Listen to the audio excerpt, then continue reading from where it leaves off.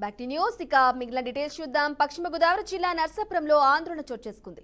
నివాసాల మధ్యలో మద్యం దుకాణం ఏర్పాటు చేస్తున్నారని నివాసులు నిరసనకు దిగారు. దీంతో మద్యం సిండికేట్ వ్యాపారులు అక్కడకు చేరుకుని స్థానికులకు సర్ది చెప్పారు. షాపు ఇక్కడ చూపించి వేరే షాపులో విక్రయాలు చేసుకుంటామని సిండికేట్లు తెలిపారు. దీంతో నిరసనకారులు వెనుతిరిగారు.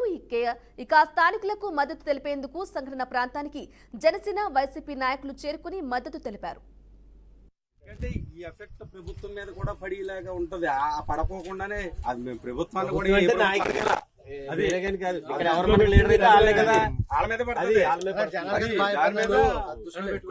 దృష్టిలో పెట్టుకోండి.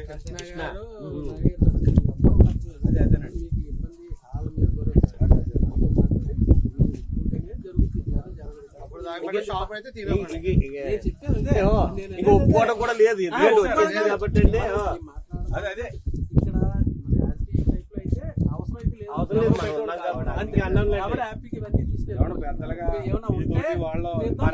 మా నాయకులు కాబట్టి మాట్లాడతారండి. సిండికేట్లు ఎవరున్నారో వాళ్ళతో మాట్లాడతారు, అవసరం బిల్డింగ్ ఓనర్ తో మాట్లాడతారు, వాళ్ళు చూసుకుంటారు.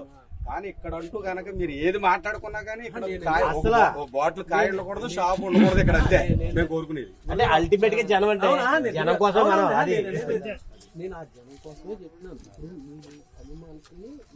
అది మనం ఉన్నాం కదా, ఏమన్నా ఉంటే అలా చెప్తేనే జరుగుతుంది. కాబట్టి మీరు